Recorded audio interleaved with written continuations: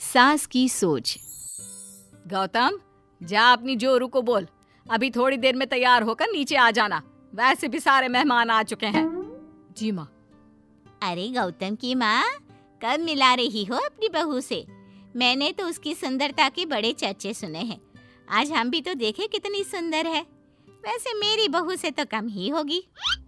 काकी, भाभी इतनी सुंदर है ना कि हमको डर है कहीं किसी की बुरी नजर ना लग जाए। देखते हैं कितनी सुंदर है। अरे आप चुप कर और देख अपनी भाभी को, तैयार हुई या नहीं। अरे लो, भाभी आ गई। अरे कितनी सुंदर है, इसके चेहरे पे तो चांद सी चमक है। सुन रिमझिम, क्या नाम है तेरी भाभी का?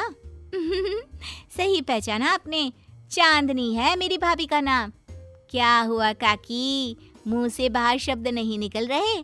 या चांदनी भाभी की चांद सी सुंदरता ने आपका मुंह बंद करवा दिया? हाँ, सुंदर तो है, पर सुंदरता से क्या होता है? लड़की में गुण भी तो होने चाहिए। मेरी बहू में सुंदरता के साथ साथ संस्कार भी है। अरे वाह गौतम, सच्ची में तुम्हारी बीवी बहुत सुंदर है। हाँ, एकदम चांद जैसे अलग चमक रही है तुम्हारी बीवी इस पूरी पार्टी में।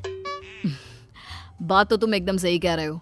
इस भीड़ में भी सबसे अलग चमक रही है मेरी चांदनी। आज इस पार्टी में तुम्हारी बीवी की सुंदरता ने 4 चांद लगा दिया है।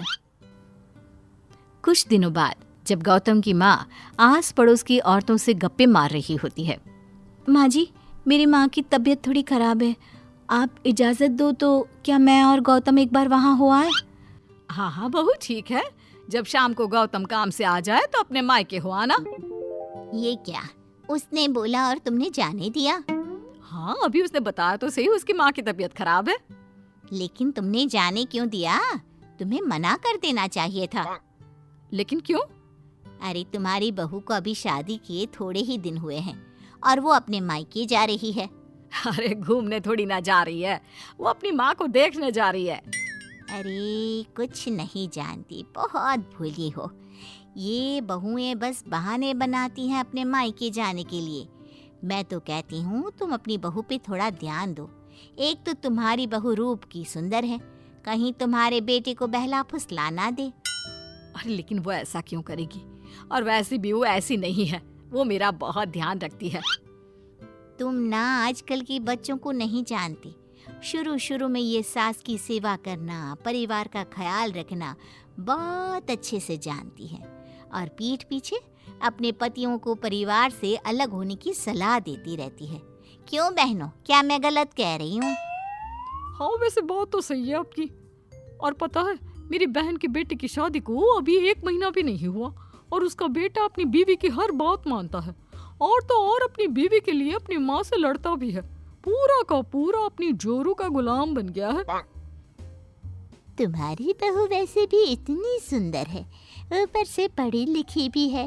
और आजकल की पढ़ी लिखी लड़कियां अपने पति को चिकनी चुपड़ी बातों में फंसाकर अपना काम निकलवाना जानती है। हाँ। अरे हाँ, पर मेरी बहू चांदनी समझदार है। हाँ, यही तो बात है। तुम किसी के चेहरे पे देखकर उसके दिमाग में क्या चल रहा है वो थोड़ी ना बता सकती हो। और हाँ, अपनी बहू के चांद से सुंदर चेहरे को देखकर धोखा मत खा जाना। अरे जरूरी थोड़ी ना है जो इंसान चेहरे से सुंदर हो वो मन से भी सुंदर हो, क्योंकि चांद पे भी तो दाग होते हैं। थोड़ी देर बाद सभी अपने अपने घर चले जाते हैं। शाम को चांदनी और गौतम घर आते हैं। और बहू, माँ को देखाई? जी माँ जी, अब थोड़ा ठीक है। बहू, अब तुम्हारा घूमना फिरना हो गया हो तो घर के कामों में मेरा हाथ बटाओ। जी माँ जी। मेरा ये घुटनों का दर्द कभी भी शुरू हो जाता है। बहू, लगता है आज सारा काम तुझी को करना होगा। कोई बात नहीं माँ जी, काम ही तो है, काम तो होता रहेगा। आप पहले अपना ख्याल रखिए। ठीक है, अब तो इतना बोल ही रही है तो मैं अपने कमरे में आराम करने जा रही हूँ। अगले दिन सुबह जब गौतम ऑफिस के लिए निकल रहा होता है। माँ, अब कैसा है तुम्हारे घुटनों का दर्द? ज्यादा तो नहीं हो रहा? नहीं तो शाम को चांदनी आपको डॉक्टर के पास दिखाएगी। तुझे किसने बताया? बहू ने इतनी जल्दी तेरे पास मेरी चुगली भी कर दी? माँ, माँ चुगली नहीं, उसे आपकी चिंता है इसलिए उसने मुझे बताया। उसे डर था कहीं आपका दर्द बढ़ ना जाए। थोड़ी देर बाद चांदनी वहाँ आती है। माँ जी, मैं सोच रही थी हम लोगों को अब किसी दूसरे घर में शिफ्ट हो जाना चाहिए। लेकिन क्यों? और अचानक से तुम्हें ये ख्याल क्यों आया? वो माँ जी, मेरी एक सहेली अपना घर बेच रही है और उसका घर गौतम के ऑफिस के पास पड़ता है। और देखिए ना, गौतम को यहाँ से ऑफिस कितना दूर पड़ता है और आपके लिए भी बाजार दूर पड़ता है। अगर हम वो घर खरीद लेते हैं तो हमारा कितना फ़ायदा है।